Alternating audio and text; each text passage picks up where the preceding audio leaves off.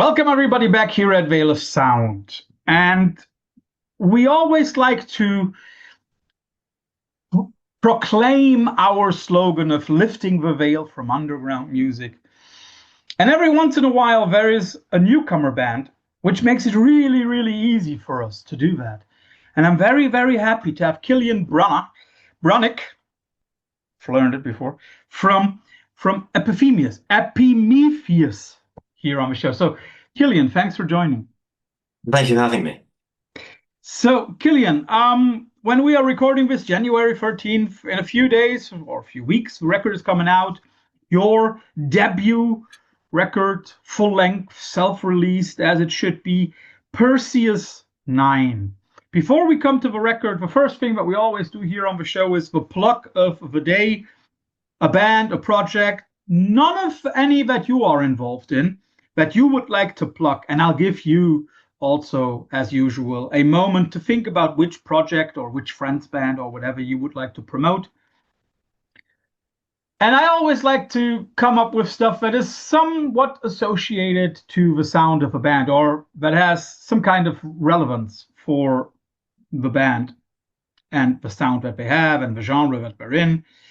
And so it was easy for me to support some of my local heroes here from central Germany, My Sleeping Karma, probably one of the best psych stoner bands in Germany, maybe even the best. And we'll come to why I chose them in a little bit. And now is your chance to plug a band that you think deserves more credit and attention. Well, it would be hard for me to not say Vulture God. I'm biased because our lead singer Ben is also in Vulture God. But I am not in Vulture God, and therefore I can say as a totally independent party that I went to their EP launch show not too long ago. It was on Saturday, and it was amazing. Like, they are another band from our scene. Like, they've been playing like in rounds in different bands for a good while now, but like they've recently just like sort of launched Vulture God as a project, like with so much like intention, and they've done an EP and they did an EP launch, and it's just one of those local gigs where like you remember how much energy you can get out of a room of like 90 people. When you split the room and it goes all the way to the back doors, like that's like, okay, you guys have got something very, very good here. They did a Blood and Thunder cover, obviously. Why not?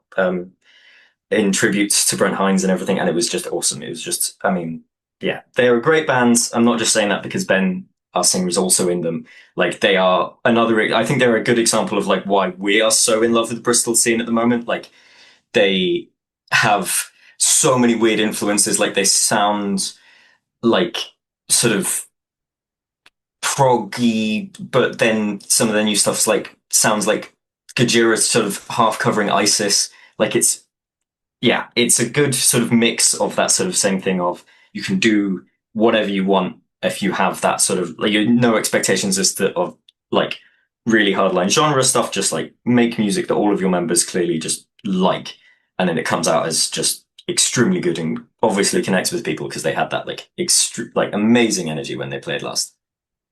And they also, sound-wise, have basically nothing to do with your band, with Epimetheus. Because, I mean, like, they, in a way, are very different from the sound of your band, even though you share a member. And you've already mentioned the Bristol scene, and I would have gotten to that a little later, but how influential is that scene on you as a band? I think it's massively so. Like, our story kind of is so intertwined with it because we did when we came back from after COVID, we did that thing of we'd been playing together for a while as like a set of musicians. After COVID, the three of us came back and went, okay, let's figure out what we're actually going to do with this, because we'd obviously missed playing and everything. And then coincidentally, I had moved to Bristol like over the course of the pandemic. And then when we came in, there was a promotion company called We Need Bands, and they were doing a competition called the Microdog. They've done a few before, like full scale Underdog ones and everything. And it was a kind of classic battle of the bands, and it was everything in it. It wasn't just metal. It was, punk, indie, like pop. Like it was, everything was on the table. And we played a couple of their shows before, and we still play with them because like I think they're an awesome set. Like it's one guy really who runs it, John, who's awesome. And that approach of it not just being like metal, because it can be silos a little bit. The sort of some of the things obviously didn't have a musical influences. We weren't trying to sound like compete with the pop bands that were on our thing to whatever win against them. We wanted to sound like us. But it did, when we were writing new stuff, we always were thinking like, we're not just going to be playing this to people who like really just want to go hard and mosh all the time. You have to have a little bit of a hook, line, and sinker for like the guy who's about to go and get a beer because he's like, oh, this band's a bit loud. You have to sort of make him stop leaving the room. Yeah, yeah. That whole thing wasn't the sole focus. Like we've got all over influences and everything, but we would play live in that scene so often that we would really feel that energy. Like on stage, you can see when people are kind of going a bit like, oh, this is a bit boring, or oh, we're really liking this, even though, as you said, and you don't want to totally judge by appearances, but like when you see a guy who looks like, he's wearing like a sort of polo shirt and like chinos, and he's there like at the front of your show, and you go like, okay, we managed to get through to the you weren't probably who we were trying to aim for. The guys in the black t-shirts next to you, that's probably who we would thought of would have appreciated it more. But like that is one aspect of the scene. And then obviously there is just like a really good metal scene there as well. And we've played with loads of good like heavy bands around, and all the like some of the punk bands. And yeah, it's a good like just fertile grounds for like kind of being able to do what you want. And the fact that the barrier to entry for getting, a 50 cap room, 100 cap room, and then like you can move slowly up to like a bigger room as you go, like when in doing DIY shows, basically, like some of them like they won't even ask for money down. They'll just say like, okay, well, if you sell all of these tickets, we'll just take the higher fee out of that. So you can be in a band and just play and put on the show as long as you get people there. Like that isn't unique to Bristol, but it's something that is true of Bristol. And it's increasingly getting squeezed out as like obviously rent and everything makes running independent music venues nightmarish. So the fact that, there are multiple options for like bands of our size and like, bands the sort of rung above and like, bands who are just starting out to just do their own thing is really good. And like, it's made our band existing the way it has done possible. Because as you said, like this is our first album and we were allowed that space to exist without recorded music for, of like, we did a demo, an EP demo thing that we recorded like ourselves. We recorded the album ourselves, but we really recorded the EP ourselves. It was really like in a practice studio with like, very few mics, the EP, but that wasn't quite a sort of a proof of our sound just yet. We were still figuring out what we wanted to do. So we got to sort of exist as basically solely live as our main focus for so long. And then we built up what we wanted to do and write and fully like hone the sort of all of the things that we think are super important. Like, having 10-minute songs that aren't boring is a difficult thread to do. And like, work on all the guitar tone shit that, I'm obsessed with. So like having that sort of space to do it is, I think, as I said, not unique to Bristol, but I couldn't imagine doing it like anywhere else in the UK at the moment. Like, that also implies that basically all of your songs are live, tried, and tested. All but one. Hell's No More on the album, we've only played once. It's a bit of it's quite a sort of derived thing. We were very inspired by how like they evoke that like meditative state. We don't shy away from the fact that, we both like both Sleep and are big like parts of our influence. Obviously, we don't just want to sort of be a tribute band to them, but like we have taken a lot of sort of like cues from how they will go about things. And that whole song was written like just in the practice studio, and then we tried it live for the first time recently, and nobody clapped. No, but it's like a bit of a more calm and major key thing for a bit. And that we just were like, we're going to just do this because it sounds cool. The idea was good enough, but everything else we really like it played for ages before we were like finally happy with the arrangements. Like Drift Beyond changed loads as well. Like one of the tracks off the album is the one with the most like verse chorus structure. It initially was a bit of a pullback moment, and it was informed by that same thing of like maybe we don't want to just have a set that just pummels you over the head. And then we wrote something like a slightly lighter version of it, and people were a bit less impressed by it. Even the people who were kind of more into the heavy, like less into the heavy side of things.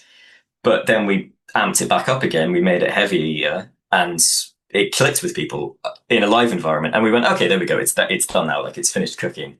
Like if you, it's it's like pan searing something at the end of the process, right? It just gives it this sort of like layer of like, okay, we know that this is engaging, so it's worth hitting record on it. And we're lucky to be able to do that basically because with music that is just three people in a room interacting with each other, having it feel alive is super important. We'll come to this free piece. I would even say ideology in a bit. Yeah. But something about your answer struck me, and I would like to clear that out a little bit more, clarify it for people. You are a heavy band. Yes. And that is important. But there is one thing that people should not confuse here. You want to be heavy, but you do not want to be aggressively overpowering people. Yes, I think I love heavy music and I love aggressive music, and we all really do. What we gain from our shared interest in Doom and how we view ourselves as a Doom band. We're not a Doom band basically, but the thing that like Doom has a lot in common with like shoegaze, and it's this bath of sounds that sort of you can't escape from. And that's obviously that you create in somewhere. It's we like using lots of reverb pedals for the same reason we like using lots of distortion pedals. It's not just about like, oh my god, it's so like it's a like it is important to the live experience of it being we play super loud, we try and like we there are lots of amazing sound engineers in Bristol because we've often seen those memes about sound engineers being like, oh, can you turn your fucking guitar amp down? It's a bit too fucking loud.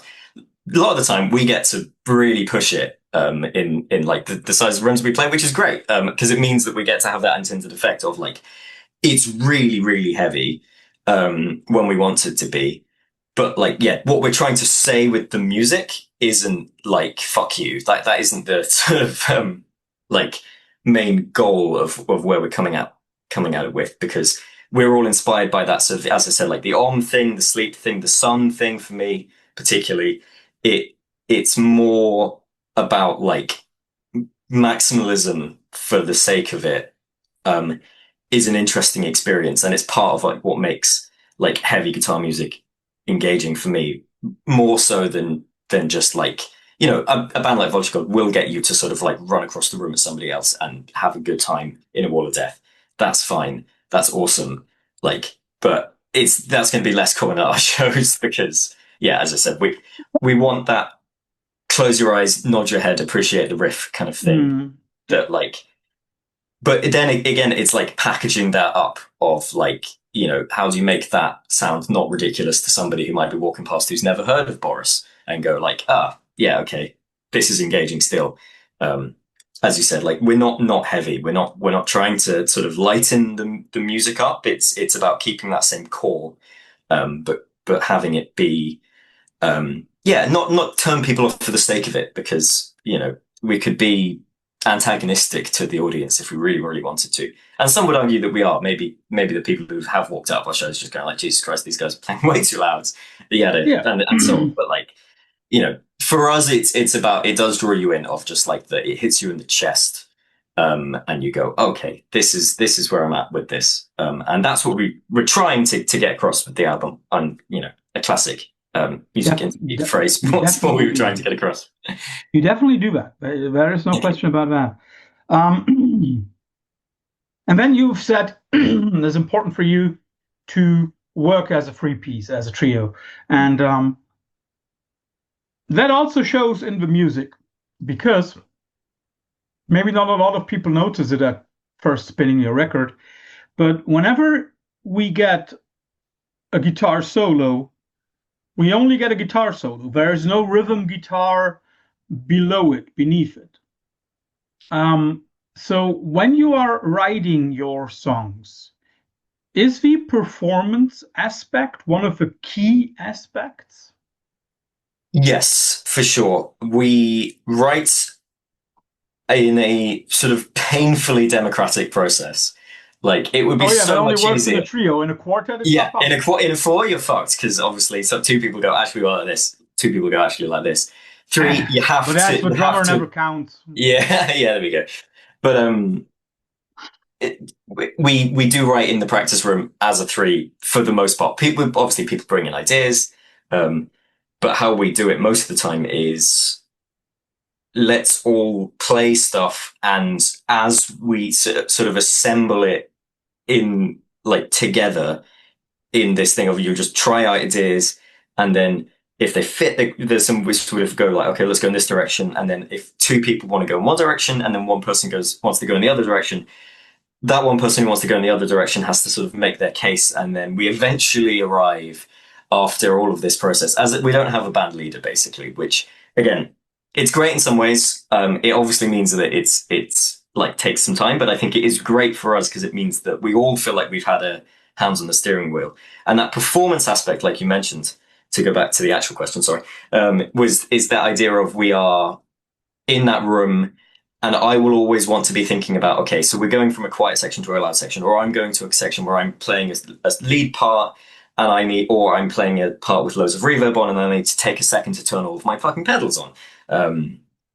And that it has to kind of be built into the music, where we'll go, okay, this texture here has to still work if there are only three of us playing this live. Again, it's the same thing of like, we can't we don't want to use tracks. We don't want to use like a synth thing for the guitar to, or like on the bass to like sort of pad it out when it's happening like that. We aesthetically like the space it creates when we acknowledge that there are only three of us.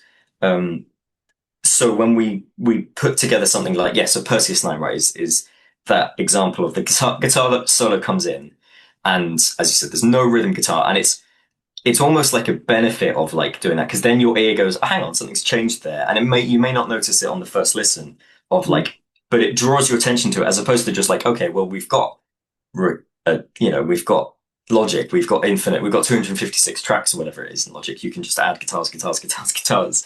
But like again, we'd never really think about doing that because again, we don't want to play to a click as well. So like adding, the more we add like overdub wise in the recording process, we make it difficult for ourselves in that way, which is fun. And it's like something that is about doing is if we can make sure that we do as little as we can do on stage, then whatever we're doing on stage has to be fully engaging. And I think that is the benefit of how we are Mm. like writing with hammering out things as a three piece and going like, okay, we all need to be happy with this. So that when we are all doing our own thing, we're not, one of us isn't just thinking about what they're going to have for dinner that evening. And then also like, but if we all know what we're doing and it all brings something to the table and there's room for it, because again, that is the benefit of being in a power trio. I like it in that sense, especially if you play a loud guitar in a stupidly low tuning, there's room for that, which mix wise is important. Because if we had two guitars, I'd have to play like totally different style of guitar because I can get away with the stupid shit I do. um, You have already mentioned the technical aspect, which a lot of people, I think, when listening to your band, are not really hearing. But I think there is a lot to say, and maybe you can cut it down to something that the normal audience understands. yeah. Why you and Ben play in certain tunings, you as the guitar player, him as the bass player. Why do you use that specific tuning? So the way in which we do it is that Ben is in C standard, so he's like playing for the average person. I'm sure that lots of people understand sort of like the idea of just tuning a guitar lower or a bass guitar lower. That's the classic Doom thing. Like the C standard is what like a lot of Doom bands play in. It's 4 semitones lower than standard, so it's already pretty beefy. Then what I do is I play in drop F, which is effectively a C standard guitar, but then there's also the lower string, lower than C standard, which is an F, which is almost a whole octave lower than E standard. So it's 11 semitones down technically on the low thing. I have a baritone guitar so that it doesn't sound like a total fart. It keeps it tight because it's got a longer scale length. But the reason we do that is that it basically just gives me one extra place to go. When we need another layer, if I can play the same thing that I would normally play in a band with Ben on the regular part of my guitar effectively. And then if we want to do something texturally a little bit different, I can basically just move my finger to the lower F string and it adds in another power chord happening at the same time. So it is almost like having a guitar in between the bass and the regular guitar. Then there's a sort of like in the middle point between those two things, there's another part of the register of my guitar, which is filling in that space. And obviously it just means that like when we do movements that wouldn't naturally occur to you because you're having to sort of think as a guitar player, like, where do I go with this? Because my hand, I've learned guitar in some ways, and then my hand has to sort of think differently because I'm sort of translating it from what Ben's doing. Maybe Ben's teaching me a riff and I go, okay, well, if I just did that fret for fret, it would sound a bit boring. So let's do this way. And that informs the writing process a little bit because you just think inherently like, okay, well, maybe I can go here or here or here in places that you wouldn't be able to go if you were just mirroring each other or were playing in the same style of tuning. And then obviously, yeah, it's like sonically, because we are a three-piece, there is like room in the mix for like a lower element of the actual guitar to like not just get completely overwhelmed by everything that's going on. So yeah, it's something that isn't totally out there. Like we're not playing in like Sonic Youth style alternate tunings where like chord shapes mean nothing. It is fairly almost wrote in that way, but it's basically like a way of being able to play two guitars at the same time. Which, yeah, I think not many people do. We were experimenting. I was experimenting with baritones a while ago, and we were looking at tuning the bass really, really, really low as well.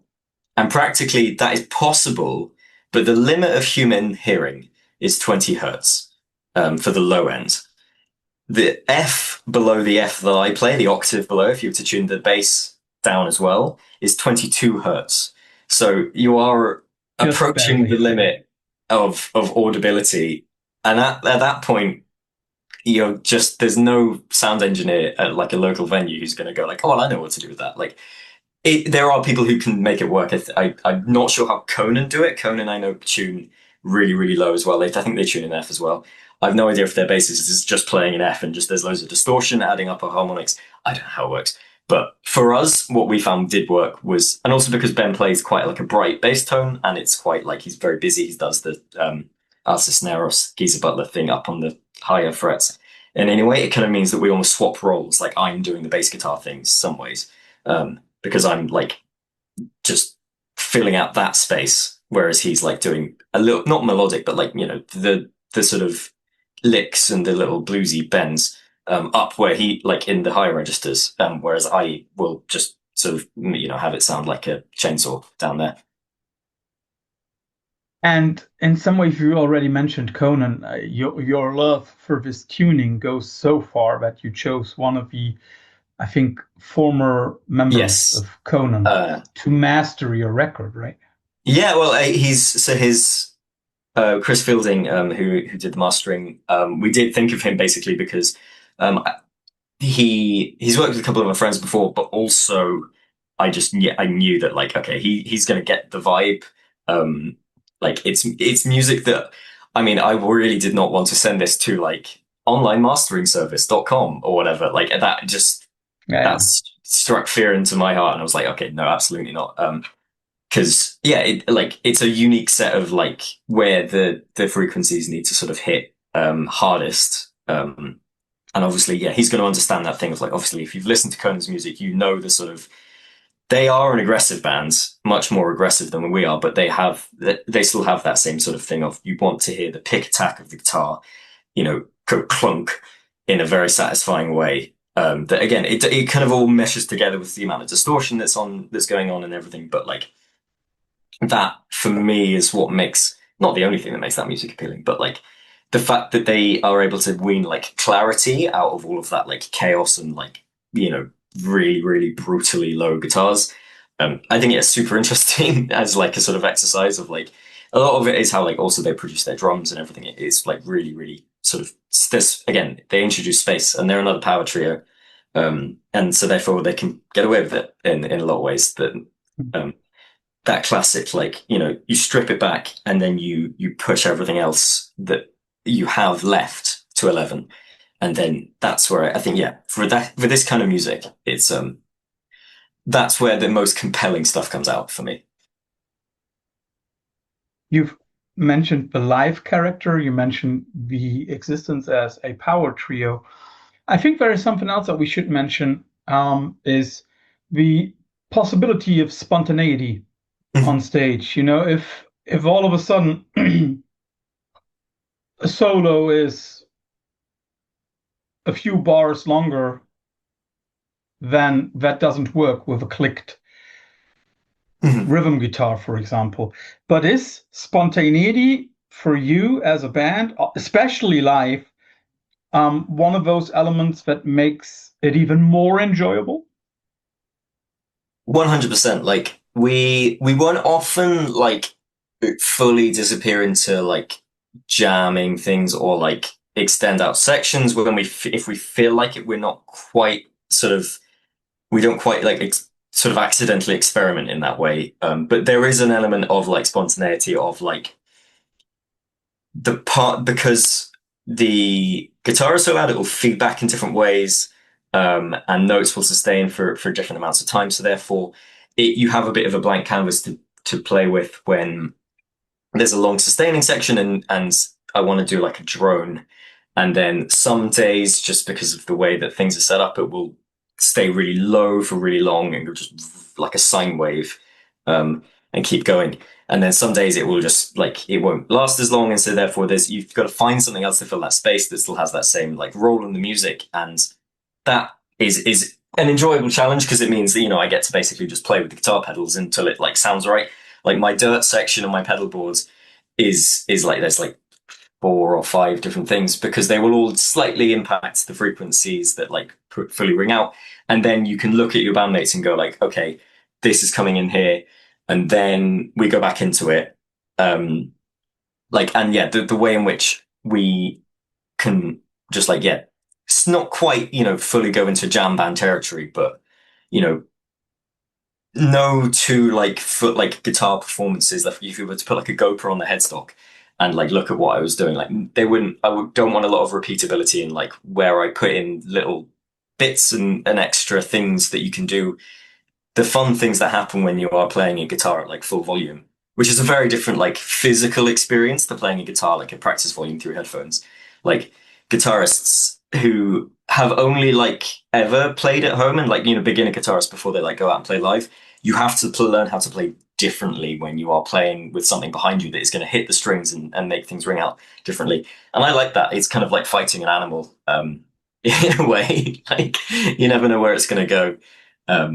And yeah, we lean into something that obviously some people would view that as a problem of just like your guitar keeps on feeding back, and it's like, but I like the sound of it, and like all the music I like is absolutely soaked in guitar feedback.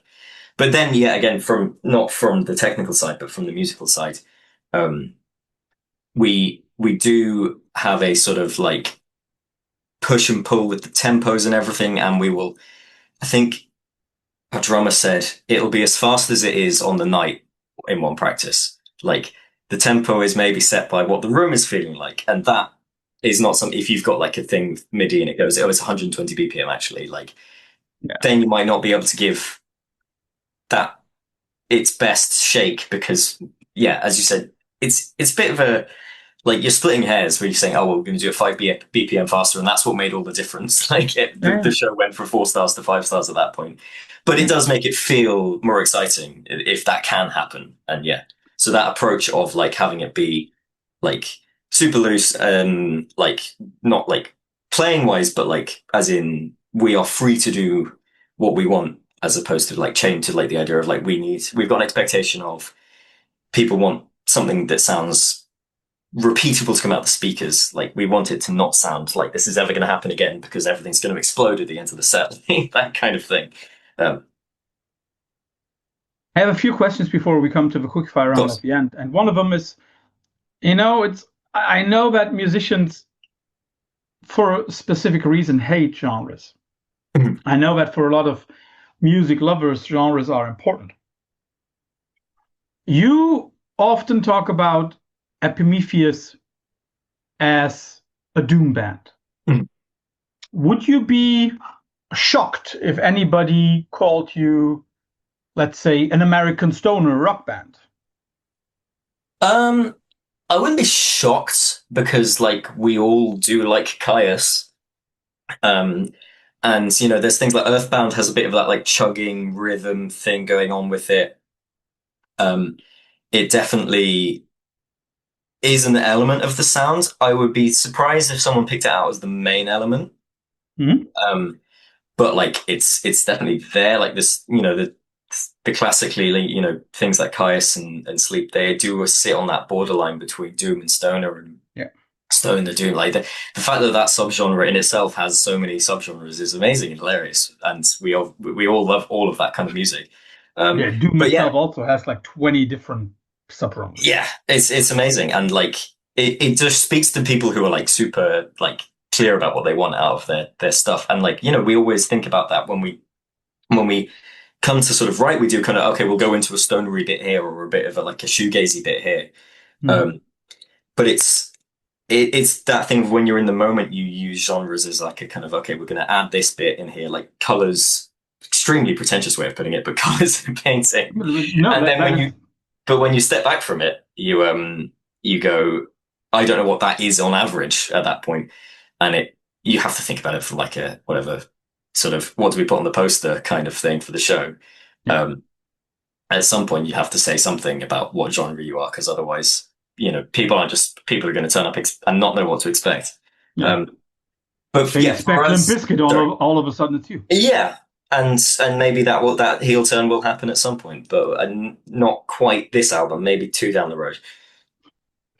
I also explained why. I also like the reference that you mentioned to color. A lot of people associate Doom with darker colors, Mhm. like browns, blacks, grays, something like that.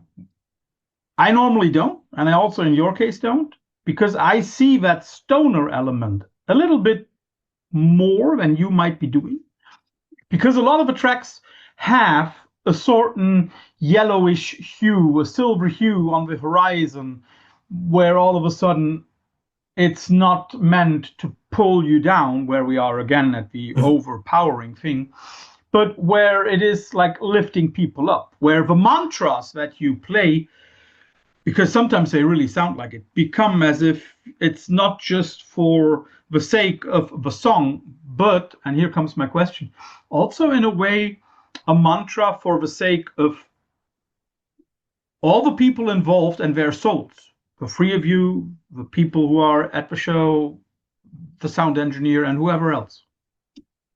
I think that's a very kind observation, and I think I see what you're saying in that way of similar to that sort of like we don't want to just pummel you with aggression, like from a writing perspective, like lyrically as well. Like obviously, we speak a lot about Philip K. Dick and similar sort of things of like points of influence.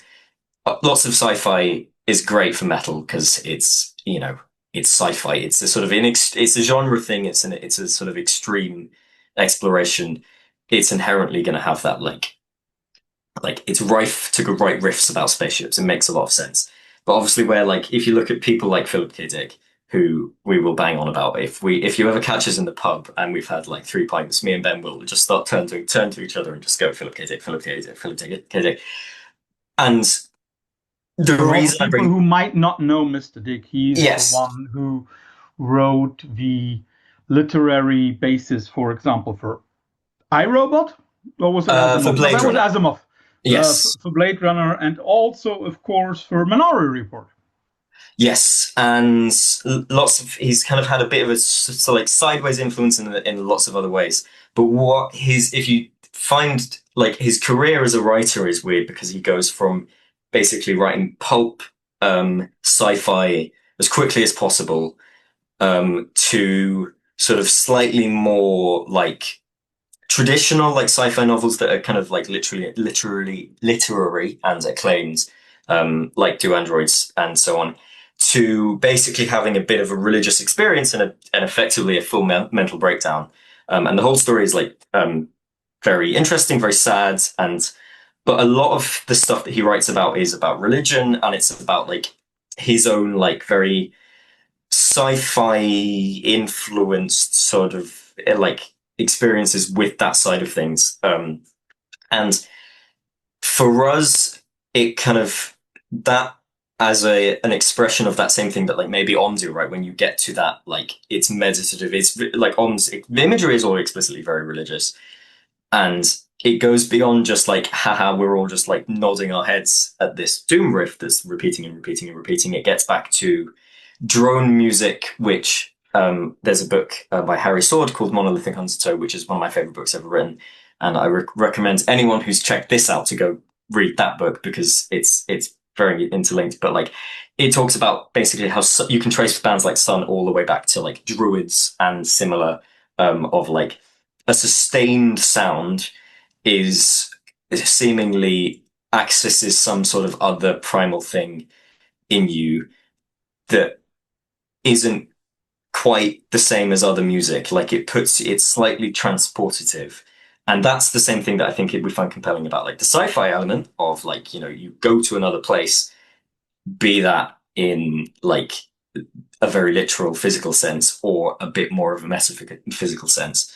And all sort of hope of me not sounding quite pretentious has just gone out the window. But I stand by it because like, we like being able to put that sort of stuff into the music because it's an exercise in going, does this come across in some ways? As you said, like it clearly you sort of pick that element out, and I think that's testament to the fact that we do think about that stuff as we write and make sure that the feeling of like something like bigger than you is, and like again to go back to Sun, like Sun always talk about basically performing like alongside or sort of like trying to sort of vaguely control their sound. What they're doing is so massive and it is bigger than them that it becomes like they have the whole monk garb stuff, and that's a bit of theater, but it's You they could also say they got simultaneously the Druid stuff. yeah, exactly, like they take it as seriously as they need to take it to sort of acknowledge that like this is silly, but also like this is what this actually is. And I think all metal has to acknowledge that at some point, playing a very loud distorted guitar in front of a load of people who are hitting each other is a little bit silly, but that's why we love It's it. Like, interesting that you talk about silliness because I mean, like, I'm a nerd and I admit that. But I'm very, very sure that the track titles on your record, not incidentally, very often hint at music bands, records, stuff like that. I'll give everybody out there a taste of what Epimetheus gives you. Earthbound, title track, not title track, first track. That's the name of Bison's first EP. Coalesce, we don't have to talk about who that is. And there's also even a reference in one of the tracks where, in Coalesce itself, where you open with a line with a Hydra's kiss. Not incidentally, this band has released on Hydra Head Records. We have a track like Held No More. Faith no more. We have terraformer. That is not an incident. That is the little tongue in cheek thing in Epimetheus, right? Genuinely, all of those genuine coincidences. I'm not joking. Earthbound, the titles kind of just came from the lyrics, and those things did just actually come out from the lyrics. And I'm not joking. It's a nice, again, Philip K. Dick would call that a synchronicity, right? Of the ideas maybe just come together in that way because they do. But genuinely, those are coincidences. But Yeah. you see how deep of a rabbit hole one can go in your music. Well, yeah. Well, thank you very much. I like to think that we have made something that is you can kind of put your head into, and you don't just sort of bash against the bottom of the swimming pool in the first 3 centimeters. Yeah, please. No. The last thing, and that goes back to your lyrics. In your lyrics, I mean, like, there is, of course, in a lot of songs, the sci-fi elements are clear. No question about that. But at the same time, you also very often use references to antiquity, like Gorgon, Charon, Orpheon, Pandorum. Even your band name is basically a figure from Greek antiquity. Isn't that a kind of a contradiction? Using sci-fi elements and then using Greek stuff from 2,500 years ago? I would say yes and no. Like, again, it maybe goes back to that like hard sci-fi stuff, which is very concerned with like the material worlds, right? And I don't when we bring in that sort of stuff, like what both me and Ben are drawn to when we're like thinking about that stuff, because like it will be more about the things that engage with the genre beyond the layer of spaceships are cool. And that isn't to say that there's loads of sci-fi. There's a famous quote about like, oh, loads of sci-fi is just awful, like stuff about spaceships, whatever. And it's like, well, 90% of everything is also crap. Like that's the thing of like, there's, you don't want to disparage that genre as like just about like, idiots, like baby sci-fi. There is a reason why there is this term pulp fiction.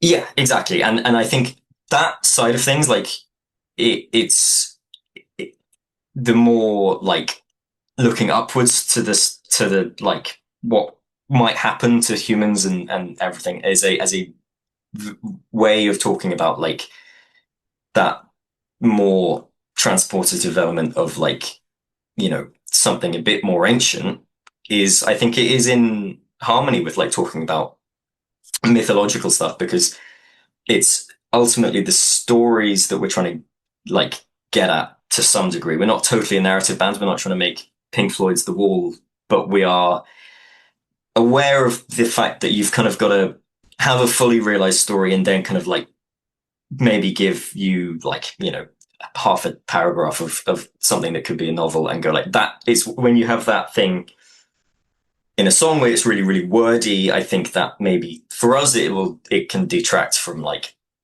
how like impactful those lyrics are. So what we wanted to do was hint at something in the same way of, like, as you said, like we had the idea of, Ben came up with this lyric and the idea of like, I think Gorgon's kiss and a hydra's hiss as an idea of like a snake, the snake of your air supply in your spacesuit being cut loose is, I was like, that's great. That's such a cool little marrying of those two things. And again, I can say that because I didn't write it, so I could gas up our own music and be like, it's amazing. But like that whole idea of marrying those two things of like this more grounded, like 2001-esque moment where it's very just based on shit, something has happened to me, and in my sort of like godless, dry universe made in only of atoms, mixed with a sort of more, the stuff of mythology is kind of, it's amorphous. It kind of is what's meant to sort of reflect on a bit more of a spiritual side of like storytelling. And I think, bringing those two things together wasn't the only goal of our lyrics. We do want to make sure that they're like, they suit the music and they don't like distract from it and they don't sort of overpower it. We're definitely not like a lyrics forward band. There's a lot of our music which is just instrumental, and we'll just go on instrumental. But we also don't do fully instrumental tracks. If we wanted to, we could.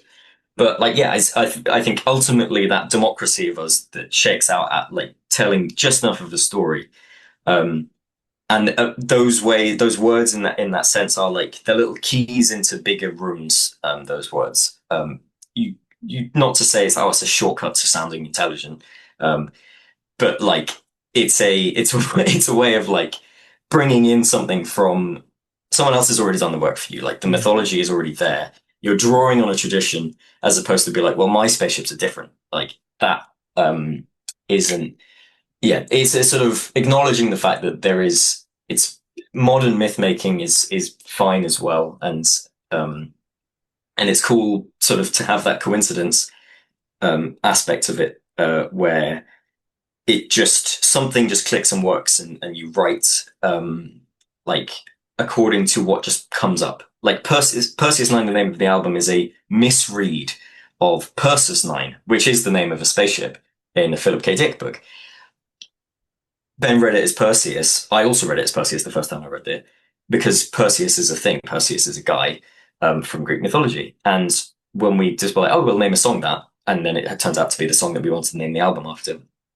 And it works because Epimetheus was chosen explicitly as a Greek mythology reference, because we thought the idea of Prometheus's slightly stupider brother was a funny who doesn't name. think but acts first. Yeah. Sorry? Who doesn't think but acts first. Exactly, yes. Sorry, I missed you there first. But like, yeah, so he that is a great way of like sort of preempting like a bit of a dumb doom riff of just act first, don't think about it.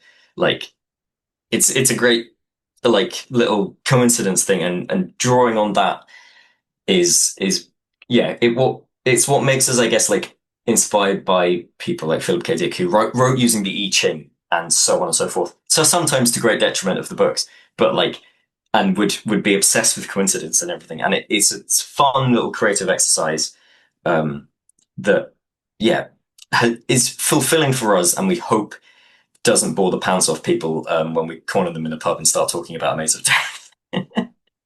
Well, in a way, we also have to be clear about it. I mean, the best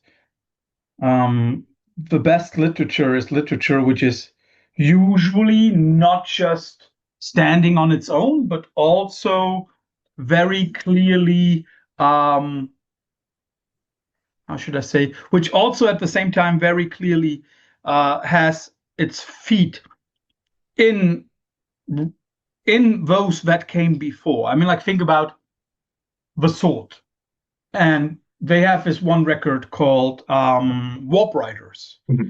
It's great. One of the first tracks on that album is called Tres Brujas, which is the Three Witches, which also structurally, when you look at the song, it is like Shakespeare's Three Witches and Macbeth, and it's always that stuff that makes music interesting. And as you are as much a nerd as I am, you can obviously give me the answer to the following last question before we come to the quickfire round.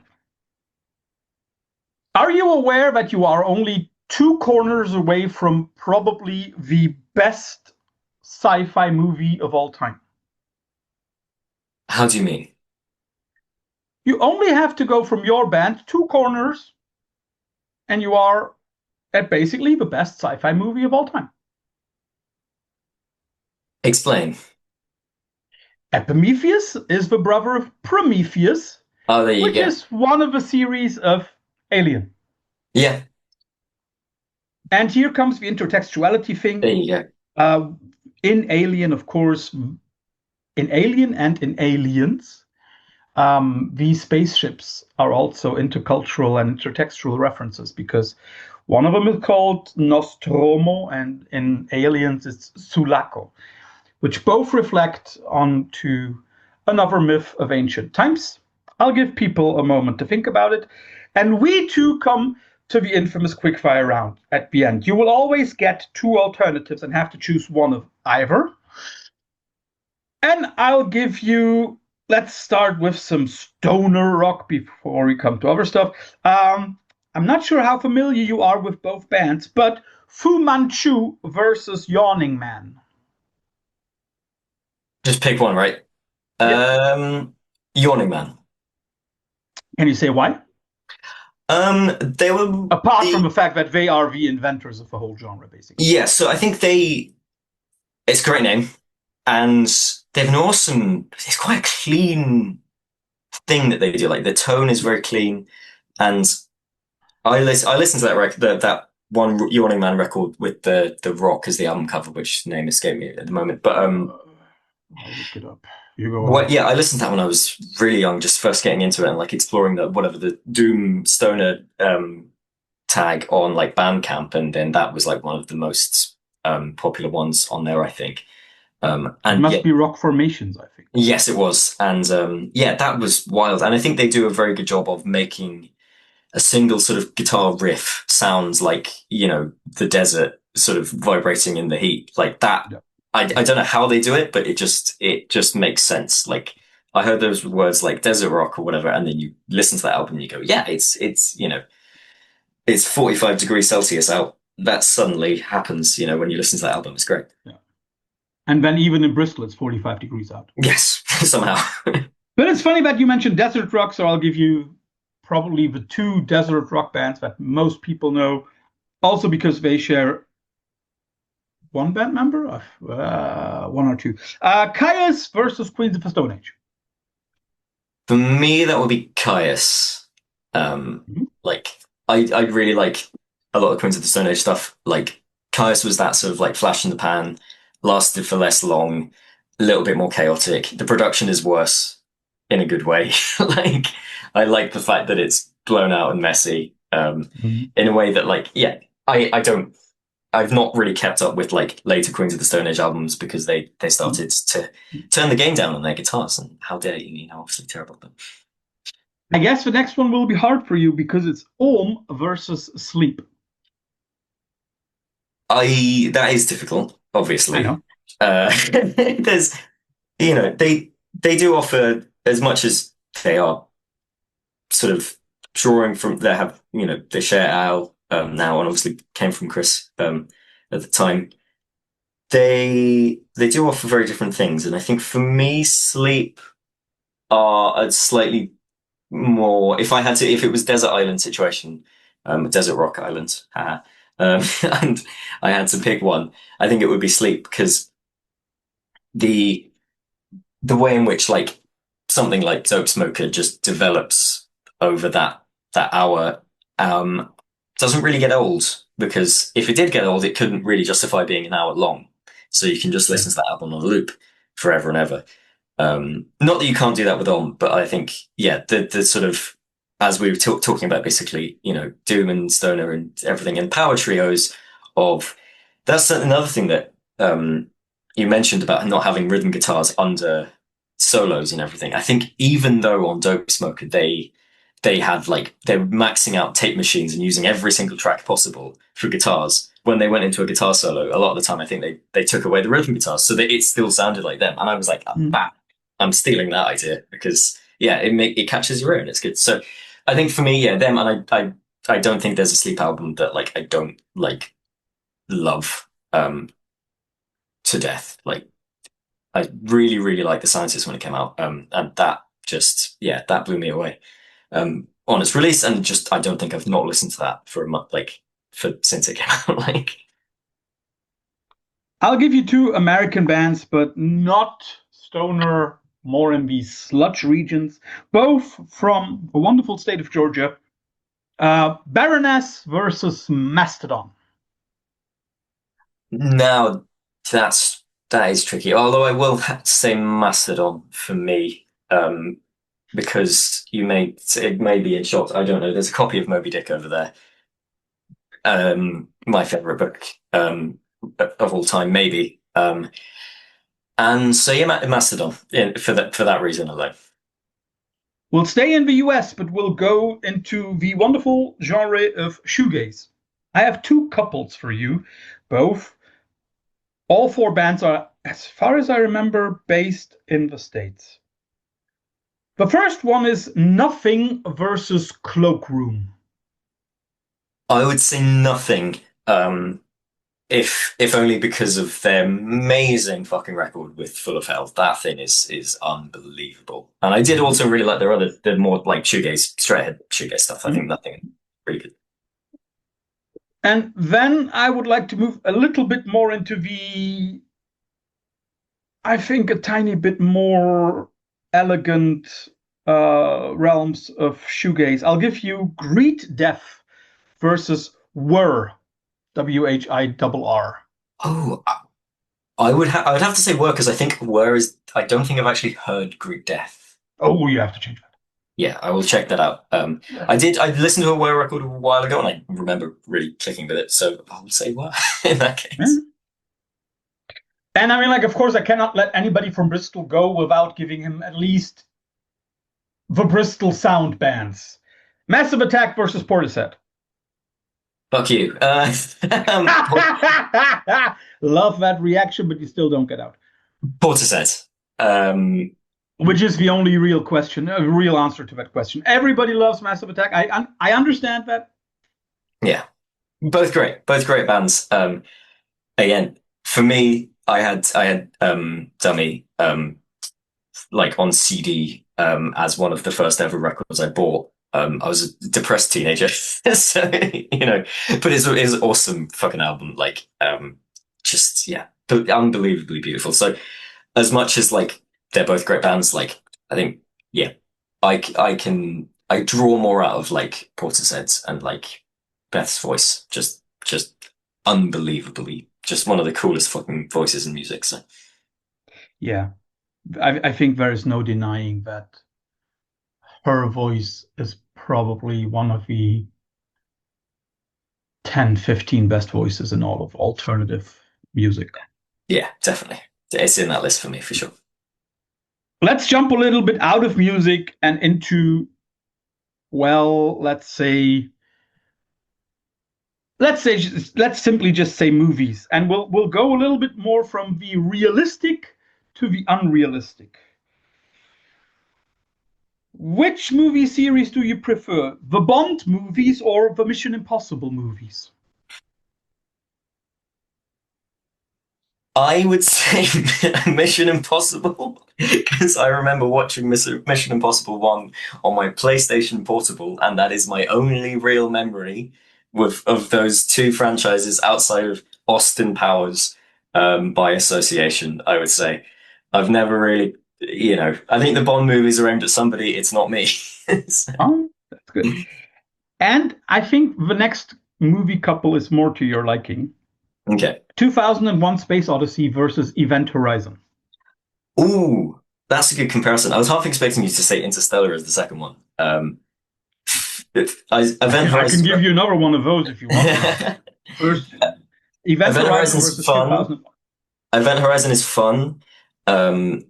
I have an unfortunate thing where it was sold to me as like absolutely fucking terrifying, and I think it's a bit too goofy to be actually scary. 2001 Have you seen the cutout scenes? I've seen those and they are great. But yeah, like I think also I had another unfortunate coincidence with which was I had watched Hellraiser like the week before, and then you watch Event Horizon and you go, this feels a little familiar. Yeah. But I do love 2001. Like a pop movie, yeah. Right? Yeah, it's great fun. I mean, still like would put it on and have a good time with it. But like 2001 is 2001. I don't think it can be topped as far as weird sci-fi movies go. Like it's up there. It's up the peak of the mountain. And as you want another comparison, I'll give you, I don't know why I come up with that stupid shit, but my brain just works in strange ways. Interstellar versus Inception. Oh, because one goes outward, and the other goes inward. Now, whatever I say, I betray one half of the things that I've talked about this interview. I would still say Interstellar. I don't think it's a perfect movie. I think there are problems with it, but it still looks great. It has some amazing sequences in it. And yeah, I think it's plagued by the things that make some Chris Nolan movies feel a little bit inhuman, even though he's ultimately still very much trying to think about humans. Um, but aside from that, I think it's still a successful thing. Like and just as especially as like a blockbuster thing that sort of wants to engage with that side of the genre, because he is ultimately good at like taking genre movies and making them like in the same way that maybe when you talk about like drawing people into metal who aren't massively into metal, he's good at drawing people who wouldn't. A lot of people don't really care for that much other sci-fi, or wouldn't have cared for much other sci-fi, and then they saw Interstellar and they went, okay, this has opened a massive door, or a wormhole in space. you know, and they've and I think that's ultimately a good thing. Even though, yes, as I said, I think there's some weird writing decisions in that movie. Yeah, I mean, like, but that is the case with nearly every Nolan movie. Yes, maybe apart from the Batmans, but yeah, I mean, they're harder to fault. But then then Tenet was. I honestly say that I still to this day believe that he was smoking crystal meth when he wrote Tenet, because that movie just blown out of proportion. It had some like cool ideas, and then as soon as it started to try and be time travel James Bond, it threw a lot of those ideas out the window. To me, it's like the movie version of a Stephen King novel. Most Stephen King novels have perfect beginnings. The guy is a master at setting a story, at developing atmosphere, creating fear that goes throughout your spine and into your toes and wherever. But he's just unable to finish a book. I'm like, think about it. He builds like 60% of a book, and then at the end, it's a spider. Yeah, I didn't love Pet Sematry's ending, and I know that loads of people love Pet Sematry's ending. And I was just like, this is silly. This is weird. Yeah, you've just said that I don't know which couple it was, but you said like it's not a perfect movie. Is there something like a perfect movie for you? Could you give an example? I've already said mine. Alien. Alien is I mean, again, pretty faultless. Like technically, I would agree with the sentiment that, like, say, Mad Max Fury Road, like, is a technically ultimately perfect movie. Like, if you want to like a fucking crash course in screenwriting like techniques, watch Mad Max Fury Road, and all of the things that does as sort of when it goes the act structure and the arcs and the setups and the payoffs and everything.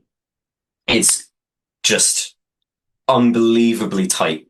And also, it helps that it's just an action movie that actually fucking loves action movies, and is not afraid to fucking blow up a fucking real car, and things have impact and all that stuff. Let's really blow something up, and not just let's the CGI stuff take over. Yeah, that's true.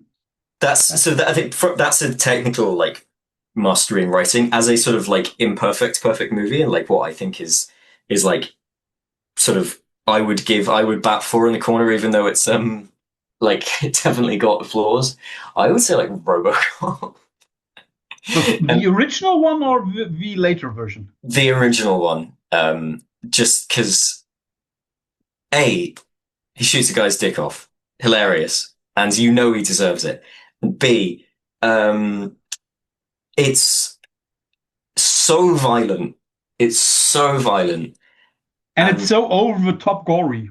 And it just fucking loves how like ridiculous it is. Like, and as a sort of like that era of sci-fi, again, going back to that same thing, as one of those things compared to like Blade Runner, which I do also love. Like, I love Blade Runner, but everything. But compared to that, it's enjoying its own genre in a way that makes maybe some people like it gets assessed in history as a little bit more of a lowbrow movie, and it is a little bit more of a lowbrow movie than like Blade Runner. But it doesn't like not engage with all of those same ideas in a way that is much more politically engaged as well, like directly with things that were and are still happening, which the sort of extremity of its satire has not lost any sort of impact. Because having someone be like, yeah, we'd love to make mechanized killing machines, and we also own loads of healthcare companies, is not something that like has lost any impact as a statement Nope, 40 hasn't. odd years on. So yeah, I'd say that has, if it can hold up for that long, and also you get to watch lots of people's limbs being blown off. So great fun. Yeah, and I think there is something that people should understand for RoboCop. I also like that movie. I've loved it when it came out back in the 80s. It was one of the first movies that I got taped by the older brother of a friend of mine. You know how it works. Yeah. And I loved it because it achieves exactly what it set out to do. It doesn't aim for the stars, it doesn't aim for the Hollywood Boulevard. It tries to be gory, it tries to be over the top, and it achieves exactly that. Whereas with a lot of sci-fi movies, we have to say they shoot for the stars, but don't even get out of the stratosphere, Yeah. which is a horrible thing. I have to drop one. I think I have to drop one German movie because I'm just seeing a sticker of a favorite band of mine from San Francisco, Sleep Pump, who did a really, really good new soundtrack for the Cabinet of Dr. Caligari. Um, so that would be another very, very good one. But I know that they, as well as I, love a certain German horror movie. So that would be my one of my perfect movies, uh, Nosferatu. Yes. Um, Great.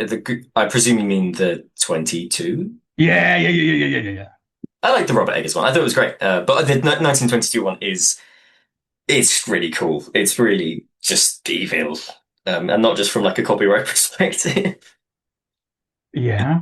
And if anybody wants to have a look at how the things behind the scene might have been, please watch Willem Dafoe's and John Malkovich's The Shadow of a Vampire.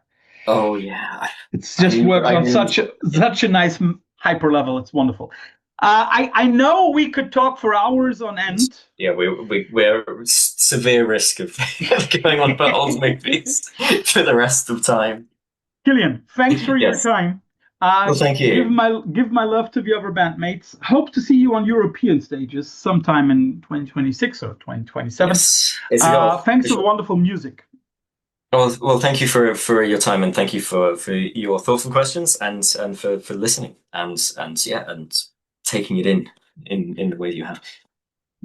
For everybody out there, again, Perseus 9 will be self-released on February 6th by this fine gentleman and his two bandmates. Uh, Listen to it, and maybe you tell us in the comments below how you liked it. So thanks for your time, Killian. Enjoy the rest of the evening. Thank you so much. Have a good evening.